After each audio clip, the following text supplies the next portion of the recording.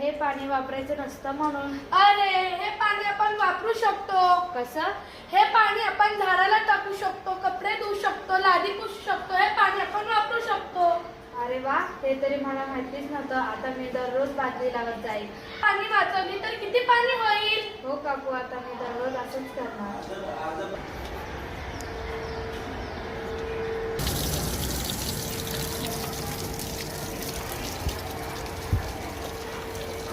अरे मुलांनो, हे नळ कोणी सुरू ठेवले बरं? बहुतेक कोणीतरी हात धुताना ठेवला असेल. अरे तुम्ही हात धुवून गेलात, पण हात धुतल्याच्या किती पट पाणी तुम्ही वाया घालवताय? हो, आम्ही दररोज नळ तपासून बंद करू. अगं, हा नळ तर तू सुरूच ठेवलास.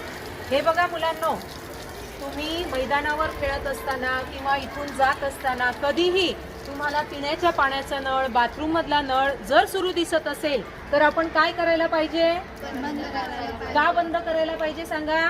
पाणी वाहतंय. पाणी वाया गेलं तर काय होईल?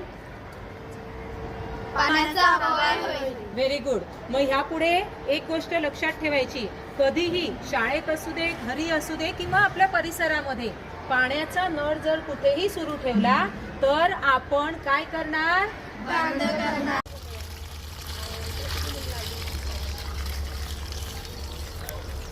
अरे दिनेश, कशाला पाईपने एवढं पाणी वाया घालतोय? पण आजोबा, झाडांना जास्त पाणी मिळालं तर ते पटकन वाढतं ना. नाही रे, जास्त पाण्यामुळे मुळांना हानी पोहोचते. मग किती पाणी द्यायचं? झारी किंवा बादलीचा वापर कर, त्याने तुला अचूक झाडांना पाणी देता येईल आणि वरून तुझी झाडाची बचत पण होईल, पाण्याची बचत होईल. हो आजोबा, आजपासून तुम्ही सांगितल्याप्रमाणे झाडांना बादली किंवा झाडींचा वापर करून पाणी देणार. पाणी वाचवा, जीवन जगवा.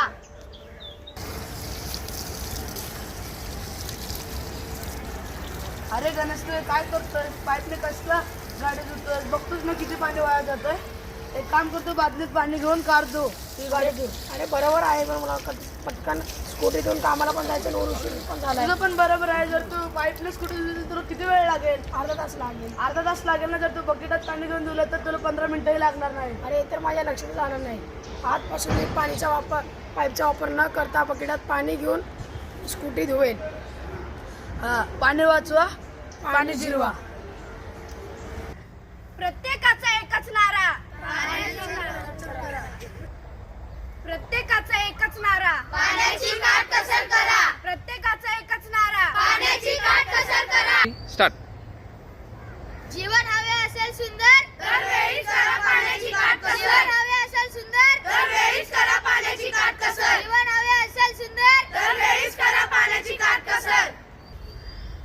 आज या विद्यार्थ्यांनी विविध मार्गांनी आपल्याला पाण्याची काटकसर दैनंदिन जीवनामध्ये कशी करता येईल याचं महत्त्व समजावून सांगितलं. चला तर मग आजपासून आपण निश्चय करू, आजपासून पाण्याचा वापर जपून करूया, पाण्याची काटकसर करूया व आपले जीवन समृद्ध करूया.